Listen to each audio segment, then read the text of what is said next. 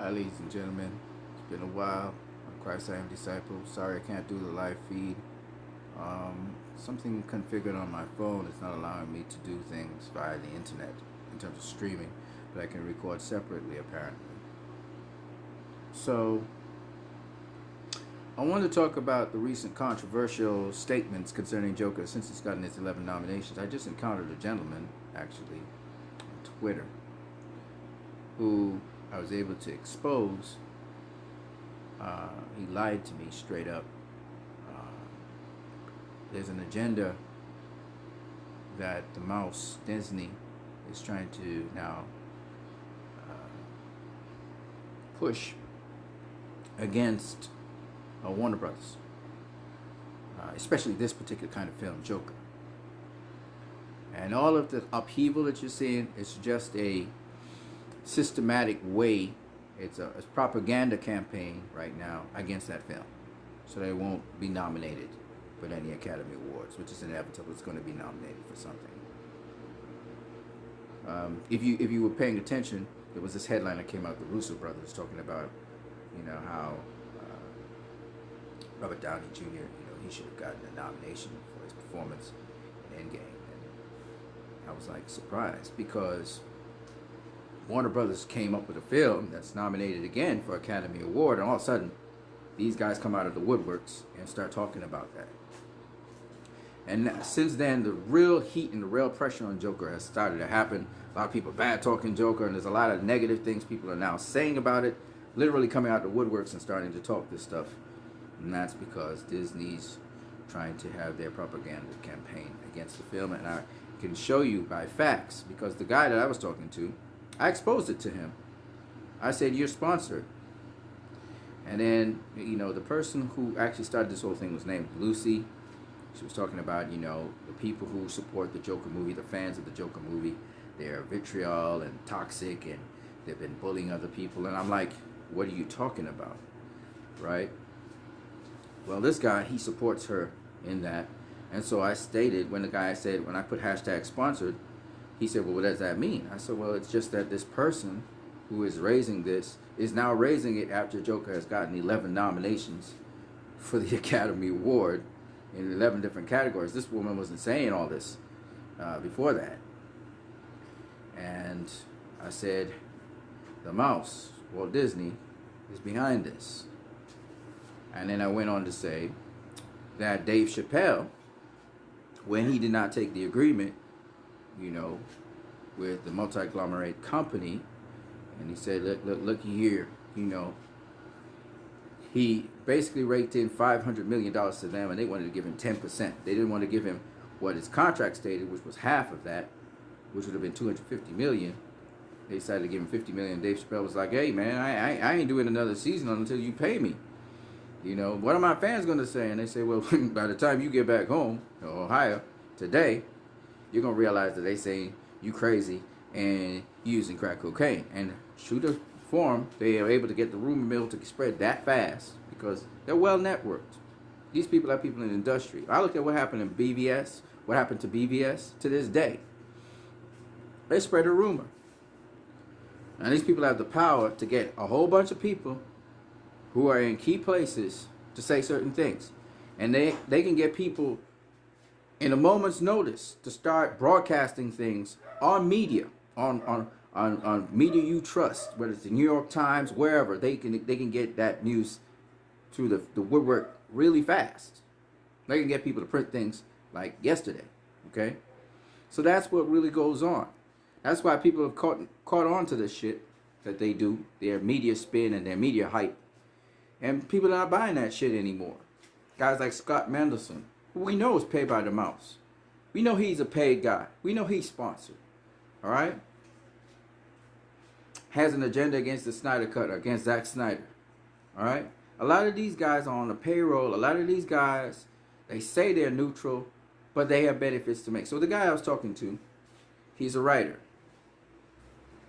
And he was saying, oh, look, man, it's not just because I don't like the Joker movie, but also because I don't want Marvel to be sponsored, and I'm not a guy. I'm very critical of Marvel, and I say bad things about Marvel, and I go onto his Twitter, And what do I find? Only praise about Marvel. The dude likes The Last Jedi and he's trying to defend it. You know, the dude is happy for a writer who was able to write for Marvel. You know, everything. And I said, look at that. And I exposed him. I told him, look, you're a wolf in sheep's clothing. Man, the dude suddenly went off on me and started cursing me out. He started cursing me out. And then he blocked me. Because I was onto him. Right? And I'm just letting you guys know that in this day and age, people with sway, what they do is they use their powers to try and influence other people. We know Warner Brothers used a number of different people. There are certain people in Warner Brothers who were in Warner Brothers at least. They're not there now. There's one or two of them that are still left. But there were people in Warner Brothers, we know this, who did not like Zack Snyder's vision. It was threatening. It was revolutionary. And they decided to really just drag this guy's name into the mud. And the casualties that came with that was Ben Affleck was also a casualty of that. In fact, they panned, if you guys remember Live by Night, they panned Ben Affleck's movie. And when Ben Affleck started in their counter, they tried to pan that. They got the critics, they got the people, they lobbied behind their people. It's a lot of politics that go on in Hollywood. A lot of politics. And Zack Snyder is not a part of that. And Zack Snyder decided to go full old school. He decided to go with you, the fans.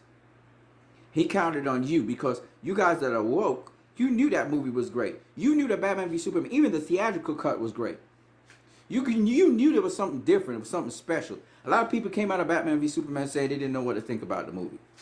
Because some of them went in to hate on the movie and they didn't know what to say because they just didn't know how the movie. They didn't know how the movie was going to end. They didn't know what movie they were going to see.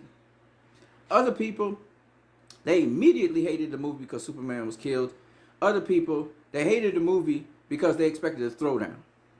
But most of the people came out of the movie giving it an 8 out of 10. 8, 7 out of 10. The average person went in, enjoyed it. It wasn't a movie they fully understood. I didn't fully understand it, especially the nightmare scene. I didn't quite understand what was going on. All right. But a lot of people came out of the movie, and a lot of people liked the movie. To this day, you go on Rotten Tomatoes, the fans like the movie. It's still a movie the fans like. To this day. All the hate. This was a movie that was so hated in the official circles. Very few people had the audacity to speak against the grain. Disney had YouTubers. Disney had all these people against this movie. All right? And it was Disney behind that because they had Captain America coming out. Now you don't really see them coming hard at Warner Brothers and the Warner Brothers films anymore because they feel the DCEU is destroyed, which it is not. And Warner Brothers caved into them and is still trying to cater to those people so they could get little kiddies into the cinema, which is stupid. That's not their demographic. That's not what they do. Okay? Shazam should have taught them a lesson, but they haven't gotten the memo yet. So I guess they have to get a couple films to tank, and then afterwards they'll realize and change course. But until then, they're probably going to continue down that line and then realize that's not our line. That's just not our. That's not our ammo. They got to learn the hard way. So I'm gonna leave them alone. Me personally, I'm not interested in any of their upcoming movies. You know, Wonder Woman 84, I'm not interested in that even. And I love Patty Jenkins, I love Gal Gadot. I might go and see the movie just because of Gal Gadot is in it, but I'm not interested in it. Okay, definitely not interested in the Harley Quinn movie coming up. You know, I did see that Ezra Miller did a little crossover thing with Crisis on Infinite Earths, but I don't even watch Crisis on Infinite Earths. I don't watch the CW, so I just looked at the little snippet and I was like, okay, cool. It doesn't interest me. All right. Of course, Zack Snyder's Justice League totally interests me, and like I'm blown away with it. And we're learning so much every single day. You know, the Ezra Miller that was telling the joke about pushing people and running away, that was even in the third trailer. That shit, Zack Snyder knows nothing about. He knows nothing about that shit. He's like, what the fuck is that? He's like, what the fuck? You know what Zack Snyder is. So, I mean, yo, we got to see the Snyder Cut. It's probably an epic movie. You know, Zack Snyder's movies are always epic, and I definitely am looking forward to that. And it looks like, I'll be honest with you, it looks like Warner Brothers is ready to go that step. Because there's, but one good thing about Ezra Miller going across the Crisis on Infinite Earths, it's showing that it's a multiverse. So even in the DCEU, the timeline could have been changed. So even if they put out Zack Snyder's version and Josh Whedon's version, now they can tie the two versions together by saying, well, the Flash fucked up something. He went he went to some other timeline and did some shit. They could actually explain it that way because they just tied in the CW to the DCEU. And that can bring about so many different possibilities because they tied in the CW with the DCEU. That could tie in so many fucking possibilities. It's crazy. Sorry about the F-bomb. But let me explain to you what I mean. So take, for instance, Joker, which we just saw, which is an alt-world Joker. Crisis on Infinite Earths could pull that Joker in. It won't be the DCEU. It'll just be a mismatch. So the CW, the cool thing about the CW is like it brings about certain concepts and some intriguing things. I hate the writing. I hate how they put things together. Personally, that's not my thing. I don't like talking about what I hate, so I'm gonna stop with that. I think that the CW is great for the people who love the CW. Man, keep on watching it. Keep on supporting the CW. You know, the Arrowverse and all of that stuff. You guys keep on supporting the Supergirl. You guys like that stuff. That's cool. That's not my vibe. That's just not my thing, okay? So I don't want to say that I hate it because I don't really talk about things I hate. I just, that doesn't interest me, okay? I did enjoy watching one of the versions of Titans. I liked Titans. I liked Krypton. I didn't continue watching them, but I was watching them for a while. You got to keep my interest, and my interest don't, like, the problem with Krypton was how season 1 ended. How season 1 ended just kind of threw me off from Krypton. I was like, nah, not really interested in Krypton no more. So I didn't watch it no more. Probably I should go back and watch it, you know, give it a second chance. Titans was great. You know, I enjoyed it. It was very bloody and edgy. The writing was still kind of cringy. And, you know, I mean, they trying to, you see, the problem with it is, and Jeff Johns and all these writers is, they trying to do what Zack Snyder was doing. Right?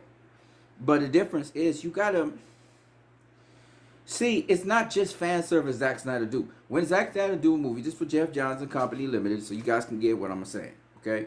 He don't just do things for fan service. Like, he goes deep. He goes levels in. And he tries to bring about a certain degree of realism. Even if you can't do the great costuming, even if you don't have the greatest costuming, because, to be honest with you, Watchmen didn't have the greatest costuming in the world, right? It was cheap costuming and stuff like that.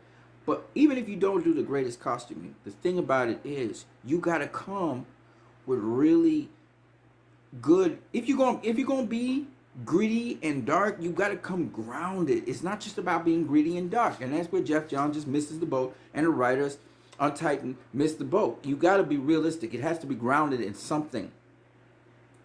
You understand? It's not just about being dark and gritty and being drama filled, right?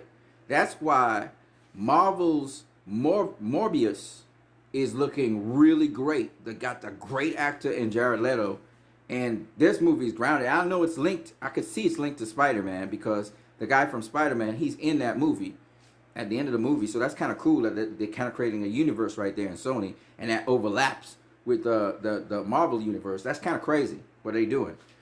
But more importantly, Jared Leto's performance from the boat got my attention because it was so grounded, and then the movie seems to be grounded in a certain degree of reality.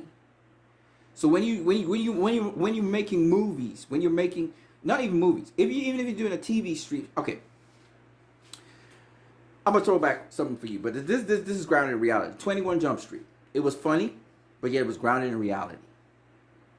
You look at, I mean, you're talking about some great actors within 21 Jump Street, but my point being, the original 21 Jump Street was grounded in reality. Knight Rider. Cheesy as fuck movie, right? Sorry about the F-bomb, sorry. Cheesy movie.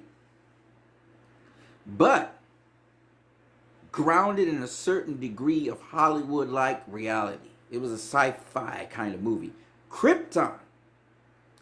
Krypton was great because it was grounded in a certain reality. Krypton, David Goyer, or whoever wrote that Krypton thing, was really doing a great job.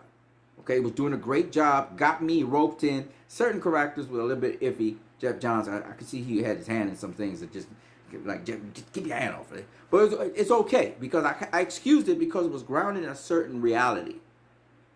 Okay, and it's Krypton. It's not Earth, right? It's Krypton.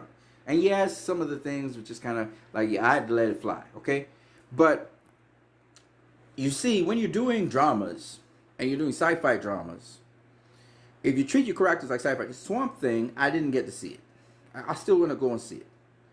So anyway, my point is, you can't have the quality of sets and the quality of costuming like a movie. We get that. That's okay. But the quality of acting, the quality of script writing, the quality of creating a certain ambience that's real is important in dramas. Especially, I believe, unless you want to try something new, dark, edgy dramas. We have to believe what is going on in there. All right? It's not just copying what Zach does. It's not just copying the slow-mo. It's not just trying to copy that because it still comes off fakey when your characters are not grounded. And what do I mean by grounded characters? I'll give you an example. So, if for example,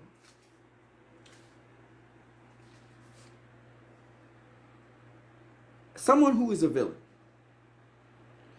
more than likely that villain doesn't see themselves as a villain. They don't see themselves as a villain. Okay? Nobody goes around saying, I am a villain. No. No. Their view of the world, and this is where Joker shines, because when you watch Joker, you're seeing it from his perspective. And even after seeing the whole movie, you get it. You get why he is what he is. Even though he's lying, you get what his perception and his view of things is, even when he's lying, and he knows he's lying to you and he's laughing about it. You get his perception of things. You get it.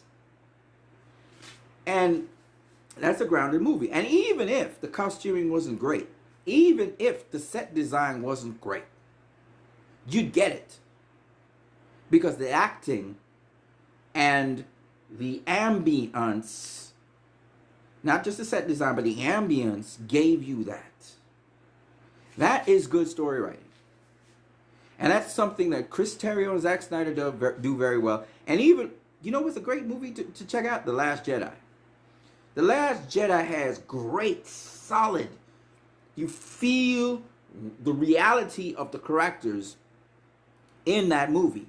And I would assume J.J. Abrams did a great job of grounding these characters as well in that reality, because there's no Earth in Star Wars.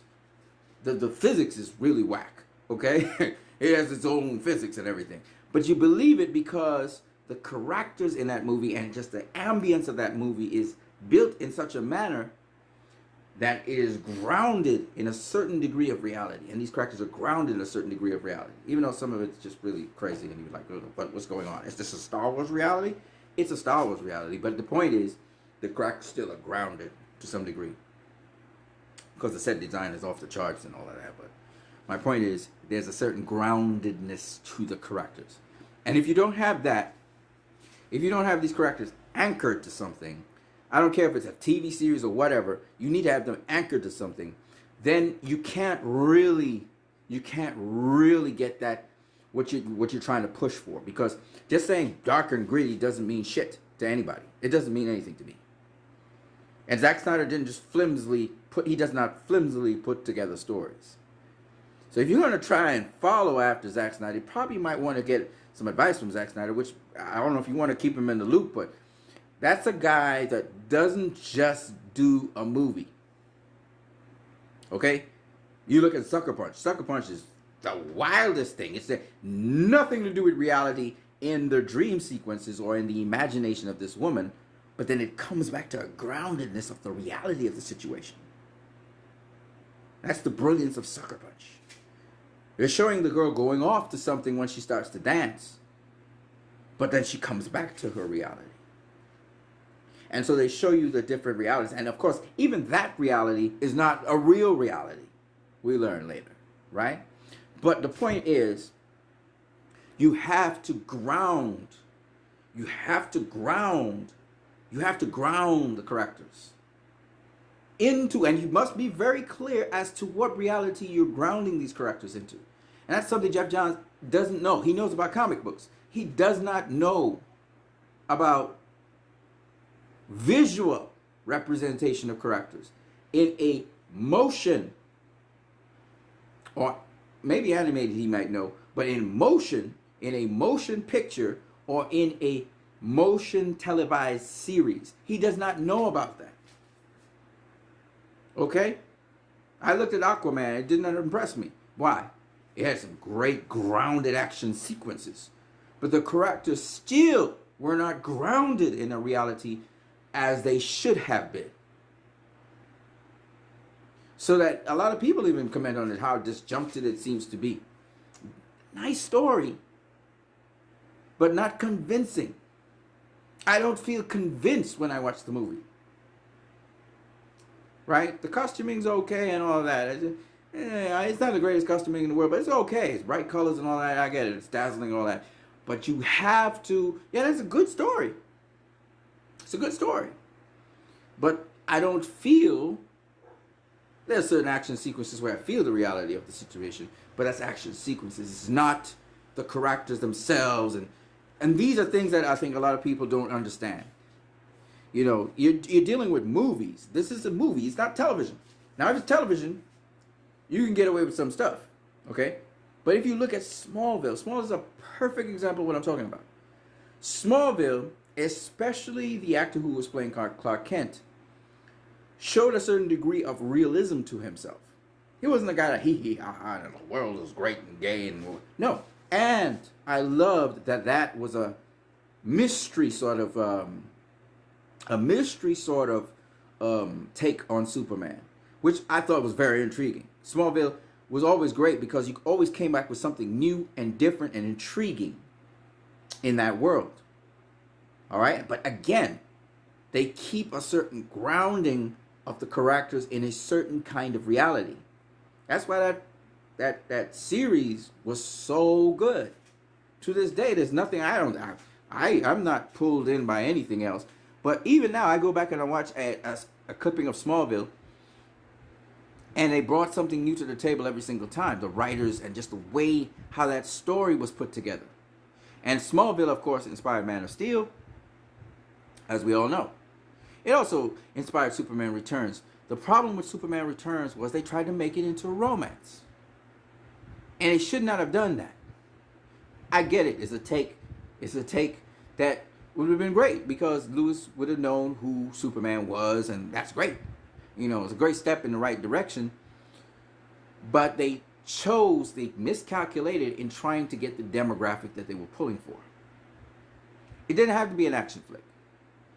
It could have been a drama. But at the end of the day, what is the relevance of the drama? And then there was some ridiculousness at the end of the movie that just didn't make no damn sense to me. But you had great actors, great cast, great action when there was action. The story wasn't bad. It was not a bad story. It wasn't a great story, but it wasn't a bad story, okay? The problem was they tried to retro Superman instead of going with the Smallville Superman. They tried to make him emotionally and romantically involved with Loomis when they should have probably stuck with the Smallville model that Peter Welling was doing. And Peter Welling? Is it Peter Welling? I can't remember what his real name is. Mr. Welling. Mr. Welling's Superman was very intriguing because Mr. Welling's Superman, even to this day, in Crisis on Infinite Earths, he comes and he's, kryptonite's presented to him and it doesn't do anything to him. And he got us intrigued again. That's the beauty of Welling's Superman. His Superman was always intriguing. He always got you thinking, what's going on here? Because it's always about mystery. And they maybe should have gone down the line of mystery, which was Smallville was doing. And the way how Man of Steel was pieced together, you were getting more and more information about Superman as you moved along.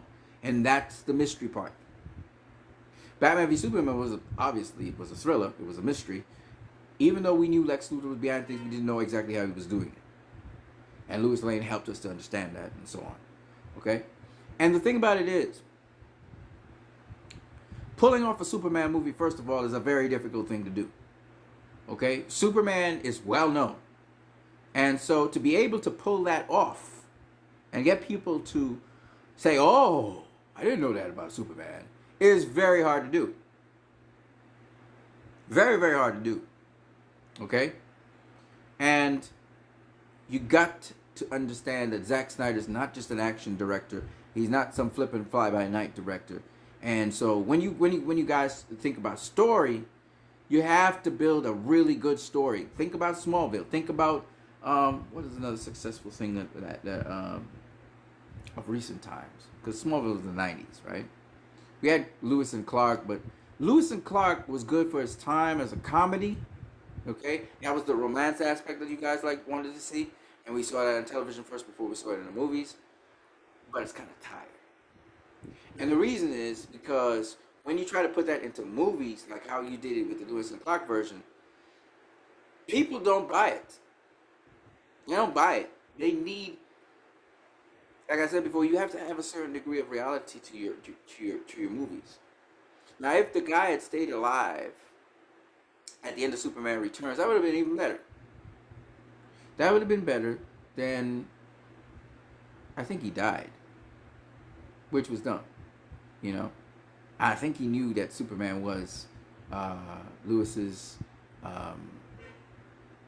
He was with Lewis. I think, you see, the other thing about it is, if you keep the guy alive and Lewis stays married to that dude, here's the cool thing about the whole thing. Now we got this complication because Superman has a son. That son has the same powers as Superman. So if they had stayed the course, kept the guy alive, possibly even killed Superman, it would have made for a much more intriguing ending. Especially when the kid has some powers. You know, son of Superman, that would have been cool. I'm not saying that he had to kill Superman, but I'm just saying you got to add some element to your movie. The movie can't end everything being all happy and gay. That's cool, but no. People need something different. They need something different. Your movie's going kind of like to plan. You know, there's a challenge. Superman solves the challenge. You know, we need something more. That's all I'm saying. So, and it was basically a romance story. And they were trying to attract women. It was just a badly miscalculated decision on their part, I think. But you stayed the course with Smallville a little bit, which is what Man of Steel did.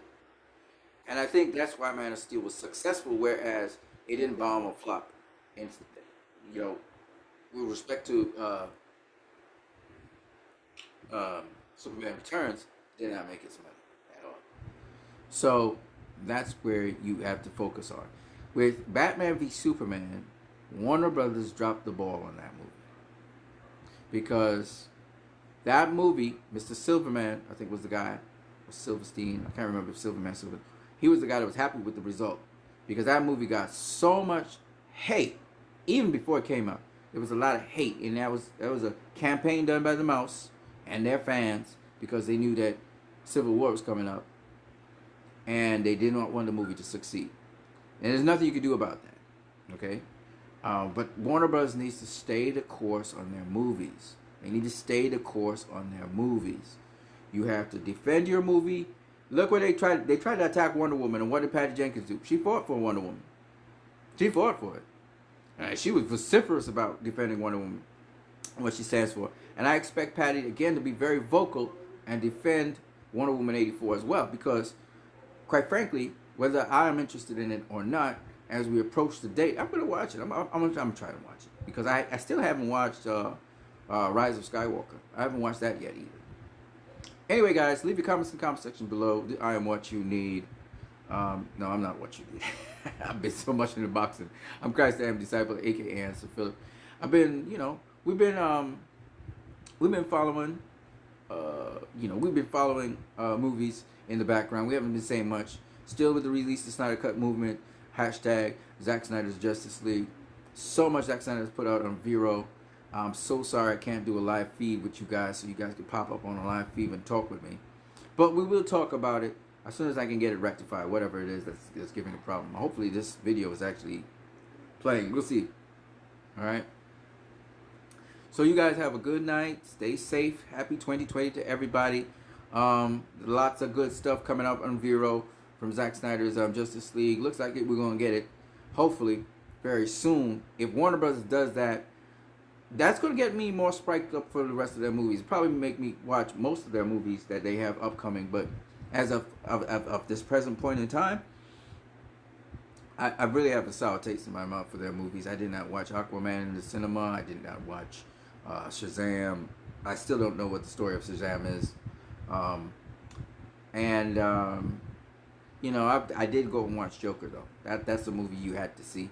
And it intrigued me, and I therefore went and saw it. In 2019, I saw 3 very important movies. Alita. I saw Brightburn, and I saw Joker.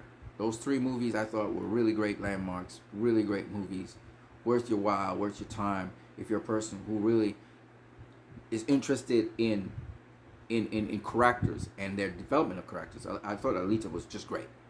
Okay, I was shocked because I went into cinema not thinking much of it, didn't know anything about it, and then after watching it, and then of course watching the anime, fantastic movie. And then we had Brightburn. Brightburn was great. Shout out to Suicide Squad 2 director, who was also Guardians of the Galaxy director. His brother and I think his cousin or something like that did Brightburn. Excellent job with Brightburn. Really a beautiful connection to Man of Steel. A great tribute to Man of Steel. Fantastic movie. You guys should see it. If you haven't seen Brightburn, you should really order it on DVD, Blu-ray, or online. I mean, you should really check it out. It's really great. And then, of course, it is a horror movie, though. It's very graphic, so take that with a pinch of salt. But it's going to definitely scare the shit out of you at a certain point because you're going to realize just how dangerous Superman really is, okay? The other movie that I saw was Joker in 2019. I was actually thoroughly entertained with the movie. It was actually funnier than I thought it would be. I thought it was going to be a heavy movie. I thought I was going to really leave the cinema really scared or have nightmares after seeing the movie. It is graphic. It's a graphic movie, but you get it. You get his perspective. You get Alfred's perspective. You get Joker's perspective. 100%. You can see how the Joker became the Joker as well, even though it's not canon. It makes a lot of sense. So and the beautiful thing about this movie is, again, it puts us under the magnifying glass. How we are so, it's a period film. How we can be so intolerant of each other because of fear, because of hardship that we are experiencing, not sharing our hardships with each other, and sort of staying in our little cubicle, being suspicious of everybody. And the times were very hard. And it was really hard for mental health as well back then because, as you know, it was seen in a very negative light at the time. Nowadays, mental health is a number one focus thing, and it's seen as it's not seen as negative or positive. It can be an attribute that's good or attribute that's bad. And mental health does not mean somebody who mental health is different to other people. It doesn't mean that you're disabled or that you're a bad person or that it's negative. Mental health doesn't have to be negative. And what do we mean by mental health? Sometimes people have different things. They're wired differently to other people, or sometimes situations have caused them to go down certain paths and roads that people deem as mental health issues. All right, so somebody with ADHD, somebody who is OCD, you have a lot of the people who are bipolar and stuff like that. Bipolar, all of these descriptions are so funny, but bipolar mechanisms or bipolar people, of which they say I'm bipolar, I really don't care. Um, bipolar mechanisms are good and they can be bad. It depends on the situation.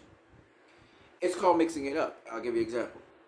So, I mean, you have all kinds of things. You have chronic depression. You have all kinds of different mental, they call it mental issues now. They don't even call them disorders anymore. Because they're not necessarily disorders. I'll give you an example. Somebody who's dyslexic, for example. That's not mental health issue per se, but somebody who's dyslexic. What does that mean? That's somebody who has the capability of reading in any possible direction. How could that be a disadvantage? They can read Chinese like it's nothing. They can read Egyptian stuff like Kubrick like it's nothing. They can read Aramaic like it's nothing. Aramaic is read from right to left, not left to right. They can do it both ways. They can do it top to bottom even. That's crazy. So I had this little kid who was a dyslexic who was home by us. That dude could kill a crossword puzzle. He did crosswords like it was nothing. Alright? The thing was, getting his mind to focus in on particular orientations for what he was doing. And the crazy thing about dyslexic people are, or some of them, is that some of them are great mathematicians. They're great mathematicians. They're incredibly sharp with mathematics. They see things you and I can't see. They're in a different world to us. Now, that's not a mental disorder, but my point is, somebody they say schizophrenic, a guy who's schizophrenic, his mind's operating really, really fast, obviously, faster than you and mine. But here's the thing, and this is the advantage about a schizophrenic. Whereas you and I will not pick up the vibrational energies of someone around us, a schizophrenic will. They vibrate at frequencies that allow them to do that. So that's an advantage. I'll give you another one. And this guy has to use medication and drugs, and I know him very well. This guy can assess people better than you and I can. He can even feel, this is crazy, but he can feel, not necessarily can he know exactly what they're thinking, but he can feel the energy coming off of them as to what their attitude is and what they're thinking. Oh, because all of us give off energies. If you don't know that, we actually emit brainwaves. So when Jesus knew what they were thinking, it's because what they were thinking was actually being transmitted around them. Anyway, my point is that these people are hypersensitive to these frequencies. That makes them, especially schizophrenic people and people, okay, this is another thing I want to talk about. Because they say mental disorders means you're crazy. Well, let me tell you something about crazy people. Crazy people are probably the most honest people in the world. You say, well, their minds are messed up. Well, yes and no. No longer do they walk along social norms and social values for whatever reason. But the one thing you can be certain of is they're going to be absolutely 100% reflective of the paradoxical nonsense that we do every day. I'll give you how crazy we are thinking we are sane. How many of you guys supported the war in Iraq? The Iraqis went and they set afire the Kuwaiti place, which certain American people had investments in. And these people had a vendetta, and they decided they wanted to get the Iranians back, Saddam Hussein. And so they came up with this whole thing that they were responsible for 9/11 and all that shit. Weapons of mass destruction. How many of you guys in the military volunteered to go into that Iraqi war when it had nothing to do with America and nothing to do with you? Why did you go to war? You were nuts. You were crazy. Y'all are crazy people, and your families are like, oh yeah, go to war. That's craziness. Just because everybody's doing it doesn't make it right or normal or not crazy. But because we structurally sorted in certain systems, they're like, yeah, I need to do my, honorable duty and defend America and protect America's interests, which is like, what the fuck is America's interest in this? America has nothing to do with the Kuwaiti oil. That was privately. There were Americans who had investments in that. So I'm just showing you how crazy it can be. And people do a lot of crazy things. We all know about the Vietnam War and how many people started to get waken up and they were like, no, I'm not going to that. That has nothing to do with me. And when Muhammad Ali said it, he was seen as the villain. But then he was vindicated many years after.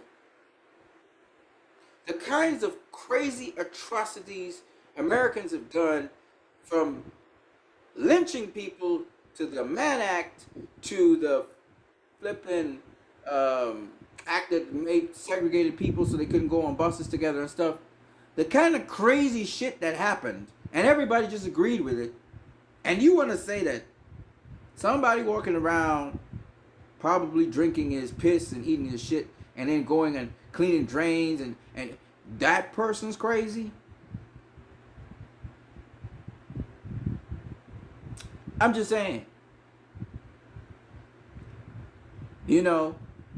I've been called crazy, but I wasn't crazy. And thank God I didn't have to go to rehab and all this shit. Nope. I wasn't crazy. And I was glad that there were two people on my side all through the whole issue. Because they will want to make you look crazy. Because they'll want to make you look like something's wrong with you. So they can fit into their narrative. Okay? That's the way how the game is played. Dave Chappelle, they said he was using crack and all kinds of stuff. That stuff went viral immediately because they have their systems to put the information out. But Dave got his ass out of there and he went to South Africa. He wasn't playing that. Okay? Propaganda campaigns. Politics. I've seen it. I've seen people spell out to me from A to Z what would happen to certain people. And it happened. Because they have their systems in place and they discuss this issue and they put plan A, B, and C into place. You tell me those people ain't crazy? They crazy. Those people are crazy. They're called power megalomaniacs. They're power hungry people. They want to show that they can just maneuver this and this person has to be my puppet. They want to enslave people and make them do what they want them to do. They're crazy people. They're like the villains in movies we see. They're not sane. You don't do that with your power. You don't do that with your power. What do you do with power? For those of you who know, if you have a family and you're a parent, what do you do with your children? Do you try to force them to make them do what you want them to do? You can't force anyone to do anything. And you know that when you start to parent children. Because you can beat the crap out of a child. You could yell at them. If that child don't want to do what you want to do, he's not going to do it. They're just not going to do it. Especially the children these days. Okay? Because you can't make someone do it. And they've tried all kinds of things. They've tried advertisements. They've tried mentally controlling people. And they have succeeded to some degree. The power of suggestion. Some people know about telepathy, so they use telepathy to control other people. People are so fucking power hungry and power drunk. And that's a mental disorder. Nobody talks about that shit. Okay, that's the problem with the world. People being power hungry. They always want power to manipulate things. That's why we get all these wars. All these crazy religious wars. Most of them are religious wars. We got crazy ass people walking around stabbing people because this person fits a certain profile. We got police brutality in the United States of America, which is insane. It's insane that somebody who's supposed to be protecting and serving is instead butchering and killing and beating people up. That's insane. Nobody talks about that. Nobody talks about that. You want to talk about mental disorders? Those are mental disorders. And they're systemic mental disorders because they're accepted in society. But we want to talk about the guy who goes around and, yeah, he's a little pest. He makes mess. Yeah, he eats all the garbage. Yeah, they come and beg you for money. Yeah, they're pests. They can be pesky. Some of them even violent. Okay, I get that. But they're not the problem. Oh, we got bigger fish than that to fry. And they crazy. They really are. They're power hungry crazy. They want to do whatever they want to do, whenever they want to do it, and they don't want to be accountable to nobody. Nobody. They want to do the controlling. You don't control shit. Those people are dangerous. And they're the danger to society. And it's not every single person who's elite either. There are lots of elite people who are awesome. Okay? So I'm not talking about going against the elite and then going just arbitrarily and killing people for no reason at all, which is what happened with the French Revolution and so on with Napoleon. And how did Napoleon turn out? He turned out to be the biggest tyrant in the world. He was crazy, right? We all know that. Power hungry people are crazy. You want to talk about crazy? Those people are crazy. Anyway, now I want to go into something else. Over the last couple of months, 2019, after my mom died, I was processing a whole bunch of stuff. So some of you guys saw me cursing and swearing. I've done all kinds of crazy things personally that you guys probably are not aware of. But I was processing stuff. I'm still not out of it. I'm very sorry and I apologize if I have offended people, or people may have come on my channel and then heard me using expletives and stuff, because I am a Christian, even though I'm not a very good one at this present point in time or ever. But my point being this: I'm sorry and I apologize about that. I'm still working on that. But the one thing I want to let you guys know is this: I'm not responsible for what you watch or you view. And I want you to know you always have the power. If that's not in your best interest, censor it by switching it off. Don't watch something that is not going to benefit you. I speak always on points. I'm not a guy that talks on issues. No matter what, and how it's couched, my language is something I am saying in the midst of it all. If you're an adult and you can assimilate information, you don't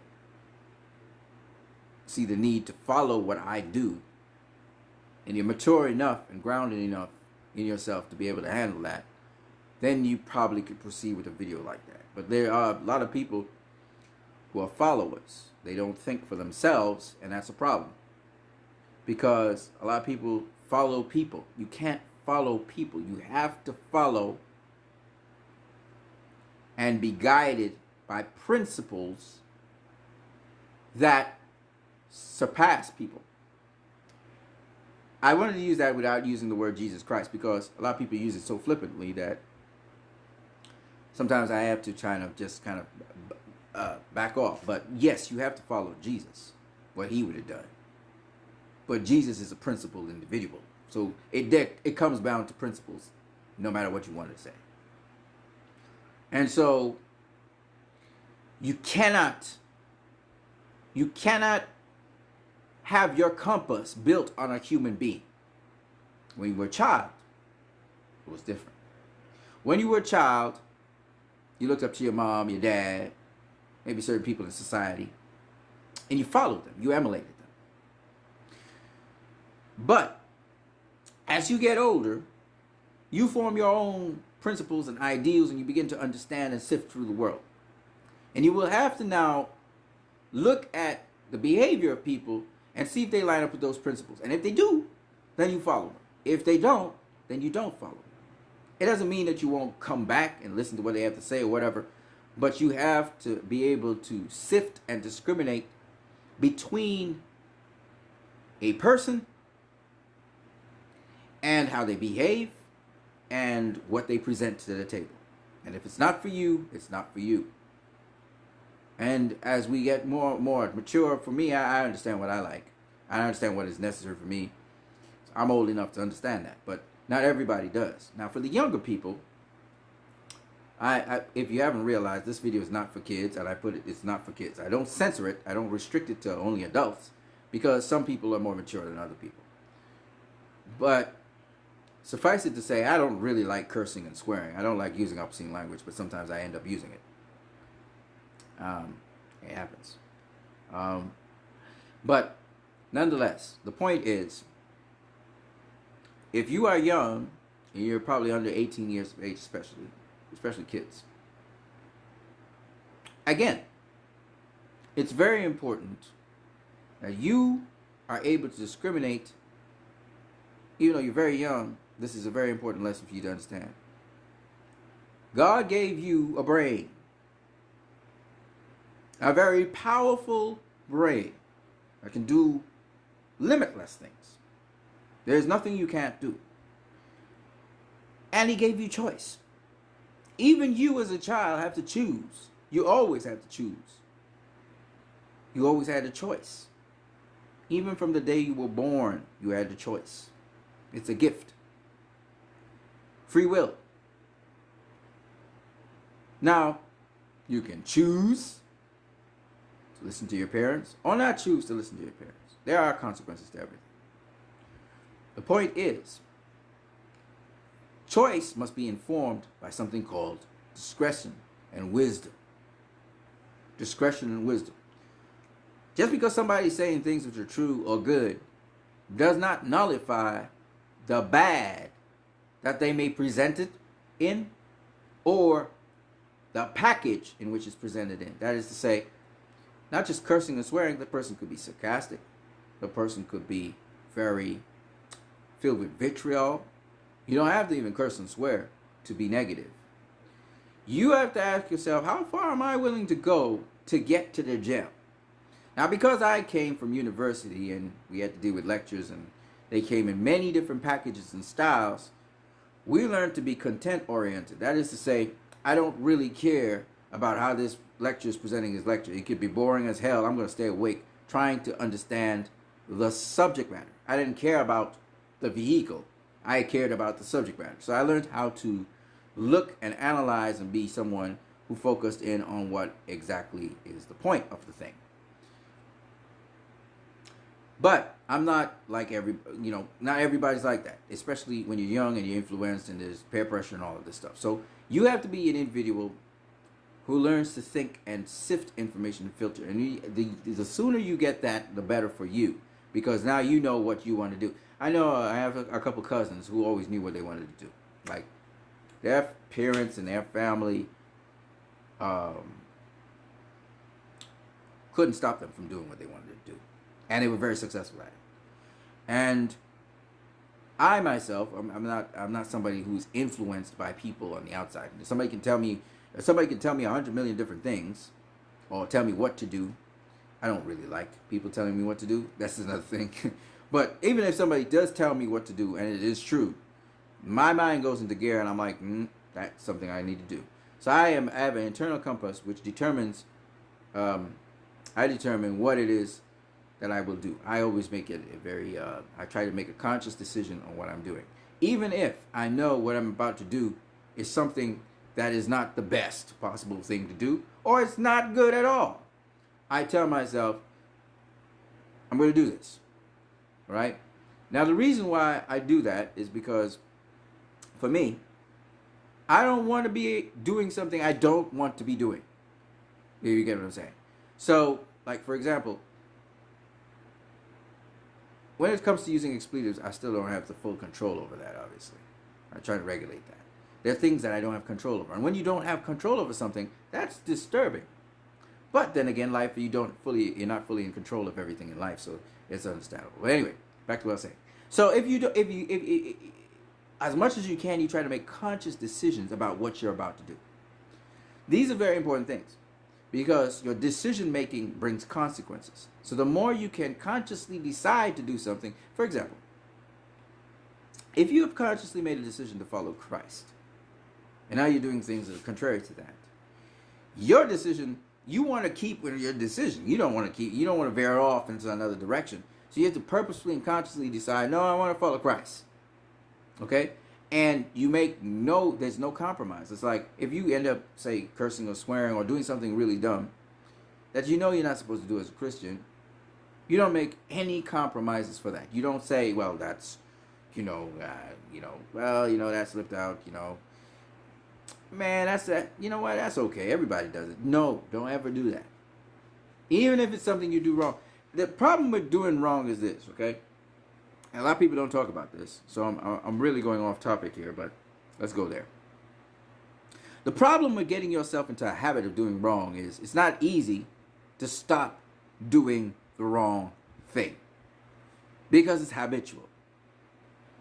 And if you've done the right things all the time, or what's considered the right things, it's harder to do the wrong thing because you've habitually been doing it. So how do you stop doing the wrong thing? So you have to do it in increments. You have to slowly try and unwind yourself from doing that, especially if you've done it for many years.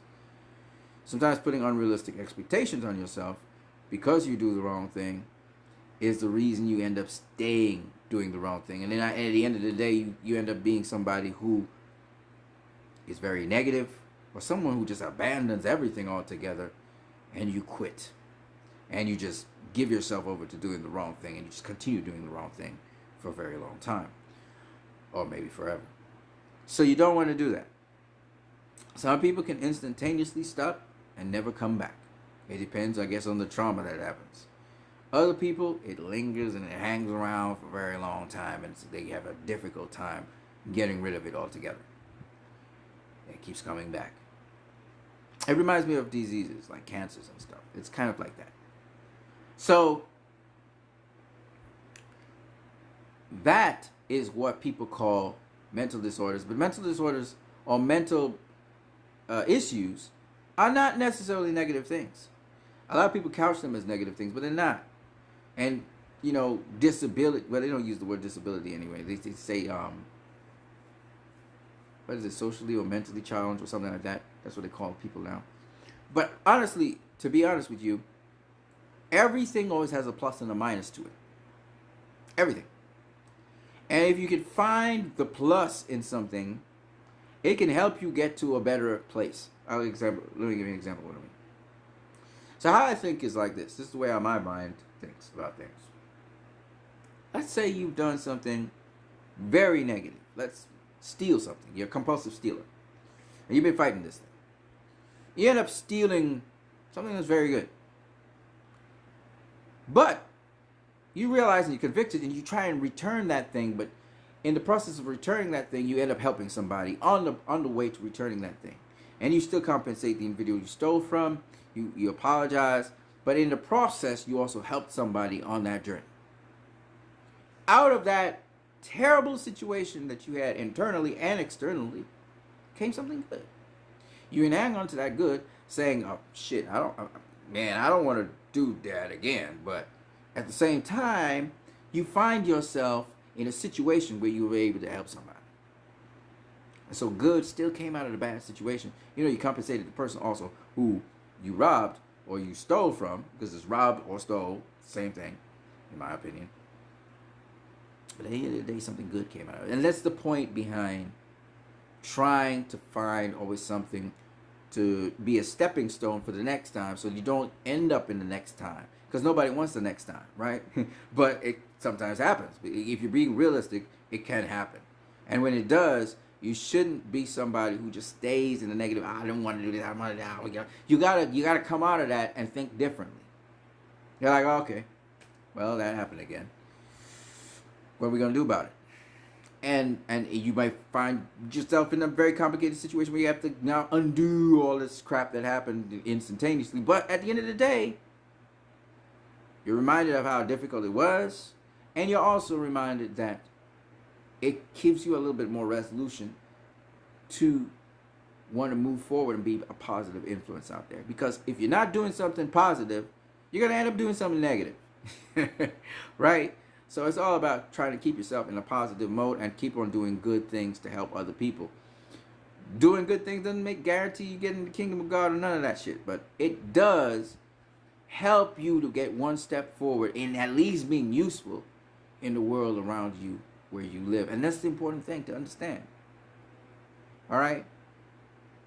Everybody wants to live forever. Everybody ain't want to die. Everybody would love to be with Jesus, living for eternity. Absolutely. But also appreciate the process to get there. Appreciate the journey to get there. Because that journey is really the thing that gets you there. You see?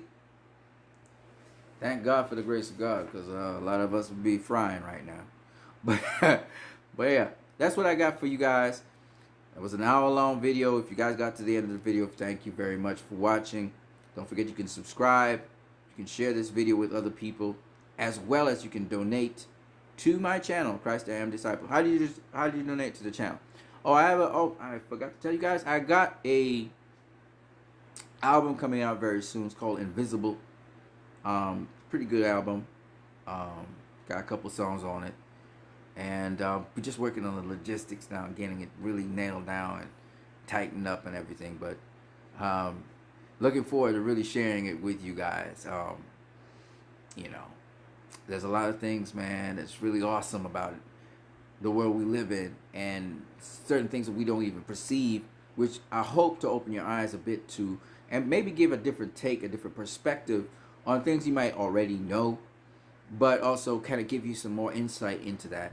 So it should be a great video, as well as, especially the video. The video's going to be fine. But also it's going to be, hopefully, an album that really you enjoy as well. So we keeping our fingers crossed. I don't know how long it's going to take. I'm really trying to work on it. It should be great. It should be great. Looking for this. I'm very excited for you guys to hear it and to see it. And don't forget you can also donate to my videos as well. It's mainly for me, but the money comes to me as income sort of thing. But it's again based on donations. You don't have to, like, I don't put a price on what you want to, whatever you want to, contribute. That's what we're going to go with. Okay. So anyway, I am Christ I Am Disciple. You're watching my channel. I talk about movies and stuff, and I'm trying to keep you guys in the loop with respect also to the music that I come out with.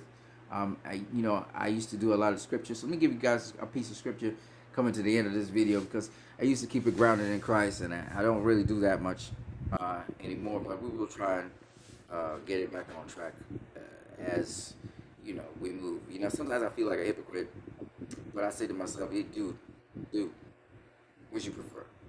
Holding on to Christ even though everything's not okay, or are you going to just abandon him because you feel that what you're projecting is hypocritical? Listen, man, you can't let him go, right? You can't let him go. And yeah, I'm going through a rough patch and everything's kind of upside down and right side up sometimes, and you guys kind of feeling it, but hopefully everything be eaten off and burned in the fire. I think that's what you see. The stuff is rising to the top, like the yeast and stuff. All the impurities are coming out, and so it looks ugly. And you gotta get a taste of it. So probably after that, I'll be more transparent, that you guys gonna watch straight through and see something beautiful. Let's hope so. We'll see how it goes. Yeah. So how can you donate to my channel?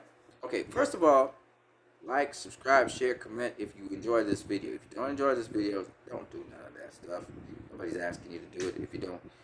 And you can donate to this channel via Western Union MoneyGram. That's how we going to do what we do. You can't donate via online. I'm sorry, I don't have nothing set up for that. But some people try to help me out, so we'll see how it goes with that. And what's the new MoneyGram? You'll have to get my address and stuff, so you'll have to contact me for considering that. But other than that, man, I hope you guys have a great 2020. I don't know what your problems are. I don't know what your situation is in your life. I'm all about trying to get movies that really count, really matter, so we can break it down, talk to you guys more about that. You know, and we're gonna have as good a 2020 as possible. A lot of you guys are moving on, doing some great things, and I'm really happy about that. Hope you guys expand and do very well. I'm what Christ I am disciple. I always say what you need because I've been doing a lot of boxing videos. I'm Christ I am disciple. I'm gonna catch you guys later. Peace.